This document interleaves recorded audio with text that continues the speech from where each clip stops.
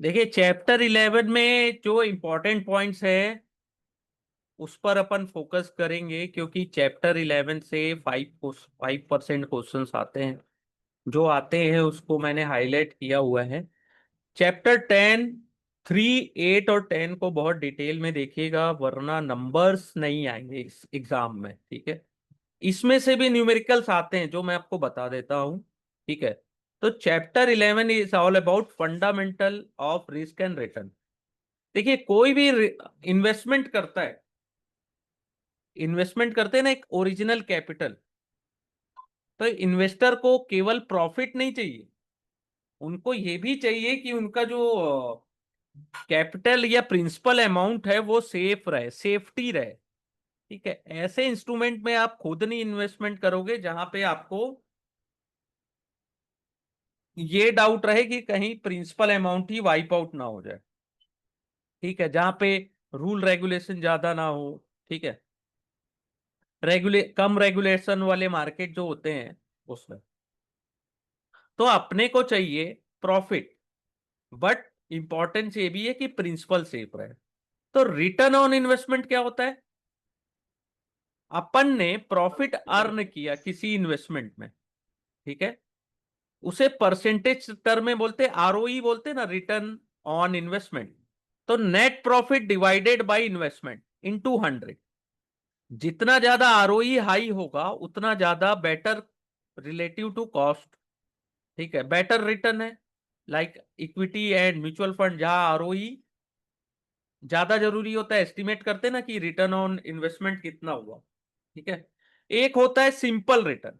Simple means कि अपन ने एक टाइम फ्रेम में पैसे इन्वेस्टमेंट किए। ठीक है, अगर हमने, एक एग्जांपल है, 3,770 रुपया इन्वेस्टमेंट किया और वो एक साल बाद या एक टाइम फ्रेम के बाद हो गया 4,630। ठीक है, तो सिंपल रिटर्न कितना हुआ? 4,630 डिवाइडेड बाई 3,770 -1, तो 23%। ठीक है, इसे बोलते हैं absolute return for that period. लेकिन सेम रिटर्न को एनुअलाइज किया जाए, एनुअलाइज ईयरली बेसिस में, ठीक है, कि ये 23% हमने 15 मंथ में अर्न किया। ठीक है, तो एनुअलाइज रिटर्न हो जाता है 18.4%। तो इसमें क्या करते हैं, absolute return divided by number of month held into 12, और 365, या डेज में अगर कैलकुलेट करना है 365 फॉर द डेज। ठीक है, annualise is useful to compare different time horizon, यानी कि डिफरेंट टाइम होरिजन में अगर अपन को कैलकुलेट करना है तो एनुअलाइज रिटर्न बेस्ट ऑप्शन। ठीक है, नेक्स्ट होता है CAGR, ending value divided by beginning value का पावर 1 - n ईयर्स -1, ये इसका फॉर्मूला होता है। CAGR, कंपाउंडिंग री इन्वेस्टमेंट ऑफ इंटरिम रिटर्न। ये फॉर्मूले से नहीं तो एक्सेल सीट से तो ये निकल ही आता है। ठीक है, इसका मैं बता दूंगा आप लोगों को, कोई ऐसा मत सोचना कि मैं आपको न्यूमेरिकल नहीं बताऊंगा, कैसे निकालना है ये भी बता दूंगा। CAGR, ठीक है, सिंपल फॉर्मूला है ending value divided by beginning value का power 1 divided by n years -1, ये CAGR का फॉर्मूला है। अगर अपन ने 5 साल 3,770 रुपए को इन्वेस्ट किया, 5 साल बाद 4,630 हुआ, तो CAGR आ रहा है 4.24। ठीक है, ये जो एक्सेल सीट में XIRR का जो फंक्शन होता है ना, वहां से ये निकल आता है। ठीक है, क्लियर, यहां तक कोई डाउट? Any questions? चलो, कोई क्वेश्चन नहीं है, लगता है आप लोग आज एनर्जी थोड़ी डाउन लग रही है। चलो ठीक है, कोई बात नहीं। चैप्टर मेरे को पता है 5% क्वेश्चन आते हैं 5 नंबर्स के, तो एनर्जी थोड़ी डाउन लगेगी, लेकिन एक चीज हमेशा याद रखिएगा, जितने छोटे चैप्टर्स उतने ज्यादा नंबर, वहां से तो 5 आउट ऑफ द 5 आ सकते हैं ना, क्योंकि एग्जाम तो बहुत से स्टूडेंट लोगों के 1 या 2 नंबर से रह जाते हैं, तो ये 5 नंबर को क्यों छोड़ना। और बहुत इजी चैप्टर है।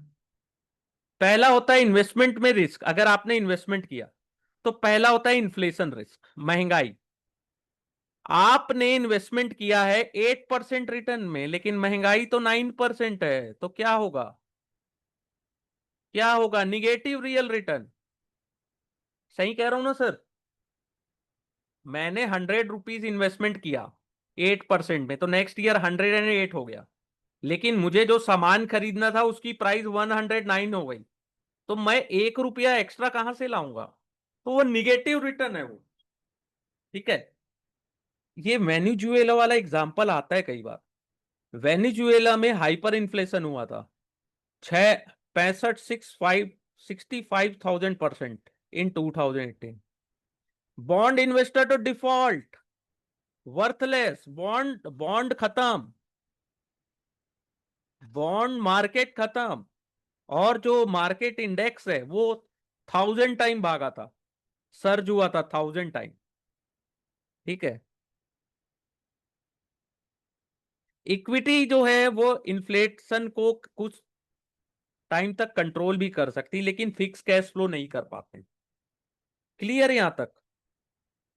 फिर होता है interest rate risk. Interest rate से क्वेश्चन आता है, अगर आपने बॉन्ड में इन्वेस्टमेंट किया, ठीक है, तो अगर बॉन्ड का प्राइस और मार्केट में रेट ऑफ इंटरेस्ट इंक्रीज हो गया तो बॉन्ड का प्राइस फॉल होगा, और मार्केट में रेट ऑफ इंटरेस्ट डिक्रीज हुआ तो बॉन्ड का प्राइस इंक्रीज होगा। ये हमेशा क्वेश्चन आता है, ये जो है। फिर होता है मार्केट रिस्क। मार्केट यानी ओवरऑल रिसेशन आ गई, कोई बहुत बड़ा युद्ध हो गया, कहीं पे कोई पेंडेमिक आ गया, करेंसी फ्लक्चुएट हो गया, इंटरेस्ट रेट चेंज हो गया, तब। ठीक है। मार्केट रिस्क, जिसे अपन किससे मेजर करते हैं? बताइए, जल्दी बताइए, पढ़े हैं अपन।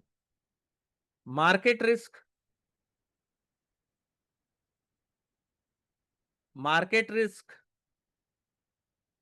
Beta, market risk beta, BETA, beta से।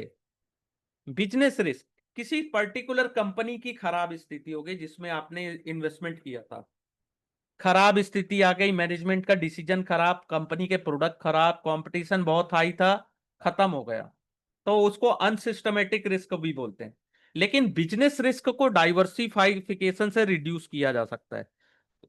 तो मैंने ये 2 पॉइंट बताए ना अभी तक, वो इंपॉर्टेंट है। फिर होता है क्रेडिट रिस्क। क्रेडिट रिस्क का मतलब है कि कोई बॉन्ड इशुअर या बोरोवर जो है वो डिफॉल्ट कर गए इंटरेस्ट या प्रिंसिपल पेमेंट देने से। आपने बॉन्ड खरीदा कि सेफ है, जैसे अब हम बोलते हैं ना, सेफ है, लेकिन सेफ नहीं है, डिफॉल्ट कर गया, आपको इंटरेस्ट और प्रिंसिपल दोनों नहीं मिले। ठीक है। इसलिए क्रेडिट रेटिंग एजेंसी जो होती है वो बॉन्ड्स को रेटिंग देते हैं, AAA, AA। ठीक है। जो सबसे खराब बॉन्ड होता है ना, जिसमें डिफॉल्ट का रिस्क ज्यादा होता है, उसको जंक बॉन्ड कहते हैं। ठीक है। फिर होता है लिक्विडिटी रिस्क। लिक्विडिटी मीन्स आपने कोई सामान, कोई इन्वेस्टमेंट किया जिसे आप इजीली सोल्ड नहीं कर पा रहे हो फेयर प्राइस में, इजीली आप सेल नहीं कर पा रहे हो, जैसे कॉर्पोरेट बॉन्ड, रियल एस्टेट, तुरंत नहीं बिकते हैं। ठीक है। या तो बिड आस्क स्प्रेड ज्यादा होता है, आप 100 में बेचना चाह रहे हो, 80 रुपए में सामने वाला खरीदने को तैयार है। ठीक है। अब देखो, ये तो ठीक है, चलो ये लिक्विडिटी। कॉल रिस्क समझते हैं आप? यस। कुछ तो बोलिए सर, एनर्जी लगाइए थोड़ा। कॉल रिस्क का क्या मतलब है कि कई बार क्या होता है कि इशूअर ने बॉन्ड इशू कर दिए 8% में। ठीक है। 8% में, और अचानक से मार्केट में रेट ऑफ इंटरेस्ट 6% हो गया, तो वो बॉन्ड को वापस बुला लेते हैं, आपको पैसे दे देंगे और बॉन्ड को वापस बुला लेते हैं। तो आपके पास उसमें क्या क्या रिस्क आया? री इन्वेस्टमेंट रिस्क। आप तो 8% के उसमें लगाए थे, लेकिन अब क्या हुआ, 6% हो गया मार्केट में, तो इशूअर्स ने तो वापस बुला लिए बॉन्ड, लेकिन अब उस पैसे को आप कहाँ लगाओगे? आपको अब तो 8% कोई देने से रहा, तो उसे री इन्वेस्टमेंट रिस्क भी कहते हैं। ठीक है। जो रिटर्न आपने पास्ट में जनरेट किया था, ठीक है, अब आप फ्यूचर में उतना ही सेम रिटर्न जनरेट नहीं कर पाएंगे। ठीक है। री इन्वेस्टमेंट, जो जो वापस जो मार्केट में आपने रिटर्न जनरेट किया है, रियलाइज रिटर्न, वो वापस से आप सेम रिटर्न या उससे ज्यादा रिटर्न जनरेट करने में जो मेहनत लगती है वो री इन्वेस्टमेंट रिस्क के अंदर आती है। ठीक है। पॉलिटिकल कंट्री रिस्क, नेतागिरी में जानते हैं कि पॉलिटिकल रिस्क में क्या क्या है, law, tax policy, nationalisation, regulatory shift. ठीक है, कंट्री में इकोनॉमिक क्राइसिस हो गया, युद्ध छिड़ गया है। ठीक है, कोई बहुत बड़ा कोई कठिन समस्या आ गई है। ठीक है, तो अब देखिए यहां से एक क्वेश्चन आता है, वोलेटिलिटी को कैसे मेजर करते हैं, स्टैंडर्ड डेविएशन से। ठीक है, higher the standard deviation means return fluctuate more widely around the average. जितना स्टैंडर्ड डिविएशन हाई होगा उतना ज्यादा मार्केट प्राइस फ्लक्चुएट करेगा। ठीक है, तो स्टैंडर्ड डिविएशन का formula S is the square root of the variance, ये फॉर्मूला होता है, ये क्वेश्चन भी आता है सर। ये बहुत इंटरेस्टिंग चैप्टर है, 5 नंबर आप छोड़ दीजिए, 5 नंबर पे माइंड मत करिएगा, बस ये ध्यान दीजिए कि बहुत इंपॉर्टेंट चैप्टर है। सेंसिटिविटी जो मैंने बीटा बताया, मार्केट रिस्क। ठीक है, मार्केट मूवमेंट को, मार्केट रिस्क जो मेजर करते हैं सेंसिटिविटी ऑफ स्टॉक्स, तो बीटा 1 है। ठीक है, इसका मतलब है वो मार्केट के लाइन पे मूवमेंट करेगा। लेकिन बीटा 1 से ज्यादा है तो वो मार्केट के वोलेटिलिटी से ज्यादा वोलेटाइल है। ठीक है, बीटा रिप्रेजेंट करता है सिस्टमेटिक रिस्क को। और जो लास्ट में अपन ने सीएपीएम देखा था ना, उसका वो सेंट्रल मॉडल है। ठीक है, अदर सेंसिटिविटी मेजर होता है ड्यूरेशन, कितने टाइम तक आपने रखा है, क्योंकि बॉन्ड का जो प्राइस होता है वो इंटरेस्ट रेट से, यानी कि जितना ड्यूरेशन हाई रहेगा उतना ज्यादा सेंसिटिव रहता है। डेल्टा जो होता है वो ऑप्शन प्राइस की सेंसिटिविटी को बताता है। ठीक है, फिर होता है value at risk. Value at risk का क्या मतलब होता है, probability based risk metric that estimate the maximum expected loss over a given time horizon. Means एक टाइम होरिजन में आपको मैक्सिमम कितना लॉस हो सकता है। जैसे एक एग्जांपल है, 1 डे का वैल्यू एट रिस्क है 12 एट 99% कॉन्फिडेंस। ठीक है, तो उसका क्या मतलब है, 99% चांस है कि आपका जो पोर्टफोलियो है उस दिन में 12% से ज्यादा नहीं गिरेगा, और 1% चांस है कि 12% से ज्यादा गिरेगा। ये भी क्वेश्चन आता है सर। ठीक है, वैल्यू एट रिस्क, ये चीज समझ में आई, वैल्यू एट रिस्क। अगर 1 डे का VAR है 12%, इसका मतलब है कि 99% चांस है कि वो कोई भी आपका पोर्टफोलियो या स्टॉक है वो 12% से ज्यादा नहीं करेगा। लेकिन वन सर परसेंट जो, मतलब maximum risk per day types ऐसा कुछ। हाँ मैक्सिमम रिस्क है कि वो 12%, लेकिन वैल्यू एट रिस्क के अनुसार। ठीक है, ओके, मैक्सिमम ये पूछता है, वैल्यू एट रिस्क पूछता है। ठीक है, फिर मार्जिन ऑफ सेफ्टी, ये पॉपुलराइज किया था बेंजामिन ग्राहम ने। ठीक है, वाइडली अडॉप्ट किया वारेन बफेट ने। वारेन बफेट के गुरुजी थे बेंजामिन ग्राहम, ये इतना जानते होंगे आप लोग। ठीक है, तो it is the buffer between the stock intrinsic value and market price. ठीक है, जब मार्केट प्राइस इंट्रिंसिक वैल्यू से बिलो है, market price is significant below the estimated intrinsic value. ठीक है, तो आपके पास मार्जिन ऑफ सेफ्टी ज्यादा है, आप थोड़ा कम पैसा दे रहे हो उस बिजनेस को खरीदने के लिए, आपके पास क्वेश्चन है। ठीक है, लेकिन जो गैप है वो मार्जिन ऑफ सेफ्टी है। ठीक है, क्या समझे, इस बात को आपने समझा, मार्जिन ऑफ सेफ्टी क्वेश्चन आता है यहां से भी। मीन्स इंट्रिंसिक वैल्यू है 80, मार्केट प्राइस चल रहा है उसका 40, नहीं सॉरी, हाँ, इंट्रिंसिक वैल्यू 80 है, मार्केट प्राइस 40 चल रहा है, तो आपके पास सेफ्टी कुशन है। ठीक है, इसकी बात कर रहे हैं, मार्जिन ऑफ सेफ्टी, आप बहुत ज्यादा सेफ। ठीक है, प्रोबेबिलिटी ज्यादा है। ठीक है, एस्टिमेटेड इंट्रिंसिक वैल्यू से बहुत नीचे है। ठीक है, तो आप कम पैसे में ही खरीद पा रहे हो उसको, 40 रुपए दे रहे हो, सोचो 80 में आ गया तो डबल हो गया आपका। ठीक है, इक्विटी वर्सेस बॉन्ड रिटर्न, बहुत इजी है। ठीक है, bond price provide return through fix periodic interest. Bond से अपने को क्या मिलता है, कूपन पेमेंट जो भी फिक्स है। कैपिटल गेन नहीं मिलता है, नहीं कैपिटल गेन मिलता है अगर इंटरेस्ट रेट फॉल हुआ तो बॉन्ड प्राइस राइज होता है। बॉन्ड का कैश फ्लो कॉन्ट्रेक्चुअल होता है और सिक्योर होता है। बॉन्ड जनरली लोअर रिस्क होता है, ठीक है। बॉन्ड में सबसे ज्यादा रिस्क क्या होता है? डिफॉल्ट रिस्क, कि कोई भी पार्टी है वो डिफॉल्ट कर दिया, ठीक है। तो लोअर क्रेडिट रेटेड बॉन्ड में ज्यादा हाई डिफॉल्ट रिस्क होता है, ठीक है। इक्विटी में क्या रिस्क होता है? इक्विटी में दो चीजें मिलती है अपने को, कैपिटल एप्रिसिएशन और डिविडेंड। लेकिन बॉन्ड की तरह इसमें कोई गारंटी नहीं है कि आपको डिविडेंड मिलेगा, और स्टॉक प्राइस की भी कोई गारंटी नहीं है कि कंपनी अच्छा परफॉर्म करे, इन्वेस्टर का सेंटीमेंट अच्छा हो तभी आपको मिलेगा, ठीक है। कई बार क्या होता है, रिस्कियर हो जाता है, बहुत से समय में रिस्कियर होता है इक्विटी में रिटर्न पाना, ठीक है। कई बार बहुत अच्छा होने के बाद भी स्टॉक गिर जाते हैं, ठीक है। जो बहुत अच्छी कंपनी होती है वो डिविडेंड तो पे करती है, लेकिन रिड्यूस भी कर देती है, कई बार स्किप भी कर देती है बैड खराब समय आने पर, ठीक है। लेकिन हिस्टोरिकली जो इतिहास आप देखोगे तो इक्विटीज ने ज्यादा अच्छा रिटर्न दिया है एज कंपेयर टू बॉन्ड्स, ठीक है। अगर एक वॉरेन बफेट के अनुसार अगर आप कंपेयर करोगे दोनों को बॉन्ड्स में, तो बॉन्ड में इक्विटी में ज्यादा रिटर्न मिलता है, बेटर बाइंग मिलती है, ठीक है। लेकिन अगर इकोनॉमी में डिस्ट्रेस है तो इंटरेस्ट रेट लो होता है तो बॉन्ड यील्ड भी फॉल होता है, ठीक है। कई कुछ समय स्टॉक भी क्या होते हैं, कई बार चीप वैल्यूएशंस में मिलते हैं जिसमें हाई डिविडेंड अर्निंग यील्ड भी ज्यादा होती है, ठीक है। जैसे कोविड टाइम में बहुत से स्टॉक बहुत बहुत ही कम पैसे में बहुत ही सस्ते दाम में मिल रहे थे, ठीक है। तो वही है कंपेयर करना बॉन्ड्स के रिटर्न और इक्विटीज के रिटर्न को।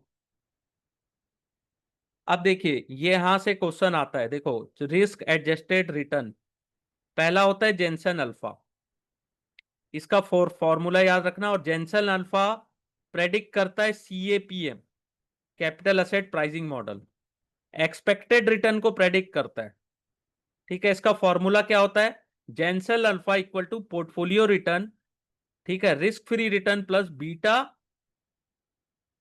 और market return minus risk free. ये फॉर्मूला याद रखिएगा, ये हमेशा हमेशा हमेशा हमेशा ऑलवेज क्वेश्चंस आते हैं, ऑलवेज। Jensen alpha.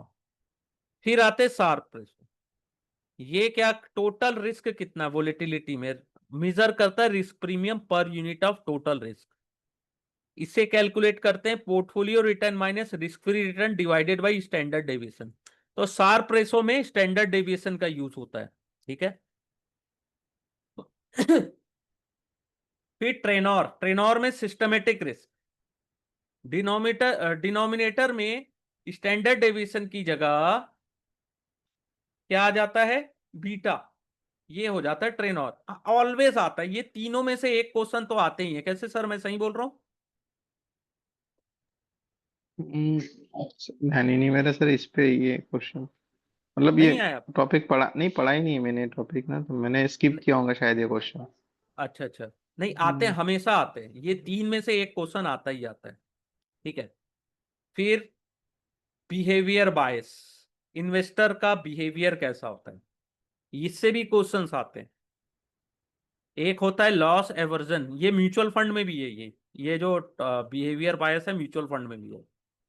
कुछ लोगों की टेंडेंसी इतनी फियर होती है कि वो 5,000 गेन करने के लिए 5,000 लॉस करने को तैयार नहीं होते, ठीक है। इन्वेस्टर को बहुत फील होता है pain of loss about twice as regularly as the pleasure of gain, यानी कि उनको 5,000 गेन किए तो उनको उतना उतना खुशी नहीं मिलेगा, लेकिन उसका डबल दुख मिलता है जब वो लॉस करते हैं, ठीक है। तो वो किसी भी कंडीशन में लॉस नहीं करना चाहते, यानी लॉस एवर्जन, या लेना ही नहीं चाहते रिस्क, ठीक है। कंफर्मेशन बायस, हमेशा क्वेश्चन आता है कंफर्मेशन बायस से, ठीक है। आपने डिसीजन ले लिया है, ठीक है, आपने डिसीजन इंटरप्रेशन इंफॉर्मेशन सब कलेक्ट कर लिया है, डिसीजन ले लिया है, लेकिन आप अपने बिलीफ को, ठीक है, आप अपने बिलीफ को और एक दो सपोर्ट की जरूरत, यानी कि कोई ना कोई न्यूज या कहीं ना कहीं से आप चाहते हो कि वो कंफर्म हो जाए, ठीक है। जैसे आपने अपना डिसीजन ले लिया, लेकिन उस डिसीजन को भी आप किसी ना किसी क्या तरह से उस पर सपोर्ट चाहते हो, उस व्यू पे अपना सपोर्ट चाहते हो। ठीक है, जैसे कोई बिलीव कर रहा है, someone believe that strong in stock, strongly in stock, ठीक है, तो केवल वो रीड कर रहा है बुलिश रिपोर्ट। समझ रहे हो? एक कोई इंसान है जिसको लग रहा है कि ये स्टॉक बुलिश है, तो वो केवल बुलिश न्यूज पे ध्यान दे रहा है, निगेटिव न्यूज पे ध्यान ही नहीं दे रहा है। ठीक है। फिर होता है ownership bias. People tend to value what they own, ठीक है, high then they would value the same thing if they don't even own it. ठीक है, जैसे investor hold a stock that own 100 rupees, ठीक है, if they wouldn't buy it at 100 as a investment. ठीक है, तो उससे क्या होता है, the bias can lead to reluctance to sell और over estimation of asset true value. ठीक है, क्योंकि वो किसी ना किसी का कभी ना कभी आपके पोर्टफोलियो का पार्ट रहा है। ठीक है, इट इज या it was the part of the over ownership bias. ठीक है, गैम्बलर सिंपल है, incorrect belief, past random event influence future probability in truly independent scenario. तो investor might think because stock has fallen for 5 days in a row, तो it is due to rise soon, यानी कि वो ऊपर जाएगा। ठीक है, ये गैम्बलर पॉलिसी होती है ना कि गिर रहा है तो अरे 5 दिन गिरा है, हो सकता है छठे दिन ऊपर चले जाए। तो बेसलेस प्रेडिक्शन जो होते हैं ना, वो गैम्बलर में आते हैं। ठीक है, फॉल्ट पैटर्न, यानी 5 दिन गिरा तो हम तो ये मानते हैं कि छठवें दिन भी गिर सकता है। ठीक है,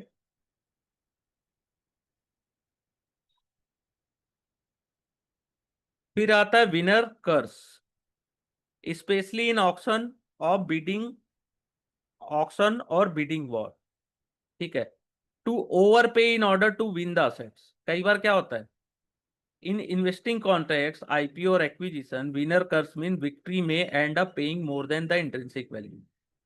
आप अपने माइंड तसल्ली यानी कि एक सेल्फ सेटिस्फेक्शन के लिए इंट्रिंसिक वैल्यू से ज्यादा पे उसे बाय कर लिए, क्योंकि आपको वहां पे जीतना जरूरी है, एक लगना है, विक्ट्री टाइप का फील होना चाहिए। विन द असेट्स, यानी जैसे बहुत बड़ा 30 मार खान काम किया आपने। ठीक है, लेकिन आपको माइंड में लग रहा है कि आपने बहुत बड़ी विक्ट्री प्राप्त कर ली, लेकिन फिनेंशियली तो आप बहुत बड़ा लॉस कर गए हो। ठीक है, emotionally securing the deal feel like a win. ठीक है, आपको इमोशनली लग रहा है कि बहुत बड़ा काम किया हो, लेकिन आपने उस प्राइस को, उस सस्ती सी चीज को बहुत महंगे में खरीदा। बहुत सारी पिक्चरों में आपने देखा होगा, वो बीडिंग चलती ना, नीलामी। एक कोई पिक्चर है उसमें वो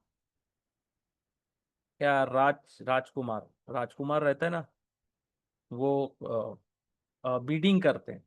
ठीक है, तो सामने वाला क्या रहता है, केवल राजकुमार से जीतने के लिए वो एक खराब सा वो पानी जहाज रहता है, वो शिप, कबाड़ी, जिसकी वैल्यू 10 लाख रुपए भी नहीं होती है, उसको वो 1 करोड़ में खरीदता है, केवल राजकुमार को हराने के लिए। तो राजकुमार आखिरी में डायलॉग मारता है कि बोला, जानी जिस चीज को आपने 1 करोड़ में खरीदा है, उसकी रियल वैल्यू तो 10 लाख रुपए भी नहीं है, और वो 10 लाख रुपए में मैंने तुम्हारे ही लोगों से कबाड़ में खरीदा था, यानी कि जो उसने ही बीडिंग कराई रहती है।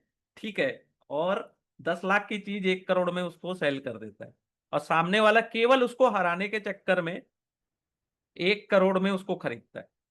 तो ये होता है, दिमाग में तो लग रहा है कि बहुत अच्छा काम किया, मैंने जीत गया उससे, लेकिन रियल में तो 90 लाख का लॉस हो गया वहां पे।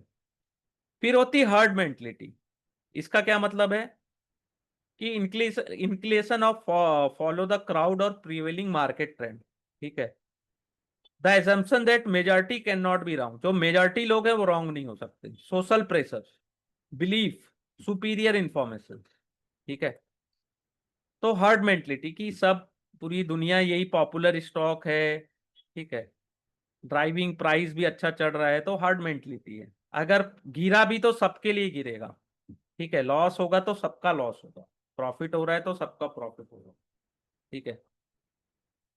यहां से भी क्वेश्चन आते हैं, इसको हल्के में मत लीजिएगा, इसको अपनी भाषा में समझ के रखिएगा, ठीक है। अगर आप फर्स्ट टाइम पढ़ रहे हो तो ये सब चीजें थोड़ी साइकोलॉजिकल चीजें लग रही होगी आपको, लेकिन है तो बहुत इंपॉर्टेंट, ठीक है। एंकरिंग बायस, आपको overall reliance on the first piece of information जब मेकिंग अ डिसीजन, ठीक है। जैसे आप स्टॉक को बाय करना चाहते हो, ठीक है, तो आप डिसीजन लेते हो relative to the anchor rather than current current reality, ठीक है। आप रिफ्यूज कर इन्वेस्टर कई बार रिफ्यूज भी कर देते हैं कि 100 रुपए का स्टॉक था 70 आ गया, क्योंकि आपने उसे सोच के रखा है कि उसकी ट्रू वैल्यू 100 है, उससे ऊपर जा सकता है। तो क्या होता है, कई बार वो 100 रुपए की चीजें 10 रुपए भी आ जाती है, ठीक है। एंकरिंग बायस से क्वेश्चंस आते हैं, हर्ड मेंटलिटी से आता है, विनर कर से आता है, गैम्बलर पॉलिसी से आता है, और लॉस एवर्जन, ये कुछ है, इससे कभी कभी क्वेश्चंस आ जाते हैं, ठीक है। प्रोजेक्शन बायस, ठीक है, एज्यूम दैट रिसेंट ट्रेंड और experience will continue till the future, ठीक है। जैसे अभी बुलिश ट्रेंड चल रहा है ना, तो लोगों को लगता है अरे मार्केट तो बहुत ऊपर जाएगा, अभी भी ऊपर जाएगा, अब ऊपर जाएगा, ऐसा लगता है ना। तो क्या कर रहे हैं, जो रेट आ रहा है उसमें खरीदते जा रहे हैं, क्योंकि अपन तो अभी हिस्ट्री में अपन ने देखा ना लास्ट 4-5 से बुलिश मार्केट है। लेकिन अचानक से जब मार्केट गिरना शुरू होगा तो एक समय बाद क्या होगा, अरे अभी नहीं खरीदते, और नीचे जा सकता है, और नीचे जा सकता है। तो ये अपना प्रोजेक्शन होता है, ठीक है। साइकोलॉजी, ये तो आते नहीं है, इसको एक बार pearls of wisdom from investment guru ये पढ़ सकते हो, ठीक है, इसको पढ़ने में कोई दिक्कत नहीं है। चैप्टर 12, यहां तक कुछ डाउट्स हो तो बताइए, क्योंकि मुझे नहीं लगता कि यहाँ पे आपको कोई डाउट होना चाहिए। बहुत इजी है, जो दिया है वो दिया है, जो है तो है, इसमें कोई लॉजिक नहीं है। जो मैंने इंपॉर्टेंट बताया है वहां से क्वेश्चन आता ही आता है, और नहीं समझ में आ रहा है नेक्स्ट क्लास में पूछ, वरना प्रॉब्लम होगी बॉस। एग्जाम में कोई नहीं बताने आएगा आपको, अगल बगल झांकने को भी नहीं मिलता है कि किसी से कुछ थोड़ा सा हिंट मिल जाए। मेरे साथ होता है प्रैक्टिकली, मैं इतना पढ़ के गया रहता हूँ, एग्जाम में जाता हूँ कई बार एक कंफ्यूज हो जाता हूँ, नहीं तो मेरे तो हर हर एग्जाम में 100 में 100 आने चाहिए ना सभी के। तो कंफ्यूजन इज अ पार्ट, लेकिन अपने को पढ़ाई छोड़नी नहीं है, अपने को समझते जाना है, ठीक है। चैप्टर 12 है क्वालिटी क्या होती है गुड रिसर्च रिपोर्ट में, means as a research analyst आपने रिपोर्ट तैयार की, ठीक है, एक स्टॉक की, एक कंपनी की रिपोर्ट तैयार की, तो की क्वालिटी क्या होती है स्ट्रॉन्ग रिसर्च रिपोर्ट में, clarity of idea, investment thesis recommendation should be unambiguous, ठीक है, क्विकली रीडर पढ़ सके और आप उसे सजेस्ट कर सको, ठीक है। 12th का कल, मैं सोच रहा था कल 13 का कर लेते, ज्यादा नहीं है, बस इतना ही है, ये 2 पेज, एकदम सिंपल चैप्टर है चैप्टर 12, ठीक है। अगर कोई क्वेश्चन होगा तो आप पूछिएगा। सिंप्लिसिटी, पहला, देखो ये क्वेश्चन तो आता ही आता है कि एक good research report, simplicity mean simple होना चाहिए, कॉन्साइज लैंग्वेज एंड एक्सप्लेन होना चाहिए, ज्यादा वोकेबलरी की शो ऑफ नहीं होनी चाहिए, ठीक है। सिंपल किसी भी इंसान को समझ में आ जाना चाहिए, ज्यादा जार्गन नहीं होना चाहिए, ठीक है, ज्यादा बड़े बड़े कहानियां मत लिख दो वहां पे। वेल स्ट्रक्चर आर्ग्यूमेंट होना चाहिए, सीक्वेंस वाइज एनालिसिस होना चाहिए, लॉजिकल होना चाहिए, कंक्लूजन होना चाहिए उसमें, इन्वेस्टमेंट आइडिया का डेटा वैल्यूशन, ये सब चीजें होनी चाहिए उसमें। जैसे कल अपन ने चार्ट देखा था सर, याद है, उसमें कितना क्लियर दिख रहा है सब कुछ, ठीक है। स्ट्रॉन्ग नरेटिव फ्लो होना चाहिए, एक reporter should tell a story about company prospect, अच्छे से बताओ कहानी क्या है उसकी, स्ट्रेंथ क्या है, इशू क्या है, वीकनेस क्या है, ठीक है। Audience appropriate customisation means tailor the depth and tone of the report to intended audience, यानी ऑडियंस को समझ में आना चाहिए, ठीक है। टेक्निकल, देखो क्या होता है कि इंस्टीट्यूशनल इन्वेस्टर तो एक्सपर्ट होते हैं, लेकिन रिटेलर्स उतने एक्सपर्ट नहीं होते, तो उनको समझ में आना चाहिए बिग पिक्चर। तो आपको ज्यादा डेंस टेक्निकल वर्ड्स यूज नहीं करने, ठीक है। चेक लिस्ट में क्या होता है, अवॉइड ओवरसाइट, लेजी मिस्टेक नहीं करना है आपको, इंपॉर्टेंट ड्यू डिलिजेंस स्टेप, ठीक है। Unsystematically go through the predetermined questions, chance of overlooking at key factors, ensuring discipline, discipline में होना चाहिए, स्टेप बाय स्टेप एनालिसिस होनी चाहिए, ऑब्जेक्टिव और फैक्ट बेस्ड डिसीजन होना चाहिए, ठीक है। ऑडिट, ट्रायल एंड इंप्रूवमेंट होना चाहिए, चेक लिस्ट होना चाहिए, डिसीजन, ठीक है। Each completed check list leaver decision making trial, ठीक है। One can look back and see how conclusion was reached, ठीक है। बहुत सिंपल है, चेक लिस्ट प्रॉपर होनी चाहिए। एक बुक है अतुल गवांडे जी की, इससे क्वेश्चन आता नहीं है, लेकिन चेक लिस्ट मैनिफेस्टो पढ़ना चाहिए। जैसे एक सर्जन और एक पायलट होता है ना, पहले चेक लिस्ट करता है, जब वो सर्जरी करने जाते हैं, या पायलट जब गाड़ी है वो फ्लाइट को ऑन करते हैं ना, तो पूरी प्रॉपर चेक लिस्ट को वो मेंटेन करते हैं। सेम अपने को भी वो चेक लिस्ट मेंटेन करनी चाहिए, ठीक है। सैंपल चेक लिस्ट क्या होती है, क्वालिटेटिव फैक्टर, क्वांटिटेटिव फैक्टर्स, ठीक है, जो अपन ने पढ़ा हुआ है डिटेल में। वैल्यूएशन फैक्टर, जो अपन ने चैप्टर 10 में पढ़ा हुआ था, ठीक है। ये सब चीजें प्रॉपर होनी चाहिए, ठीक है, प्रॉपर प्रॉपर वे में, ठीक है। और कुछ भी नहीं है इसमें, इसको बोलेंगे तो और समझ नहीं आएगा, तो चैप्टर 12 को मैं और अच्छे से पढ़ा दूंगा। लेकिन जो चीज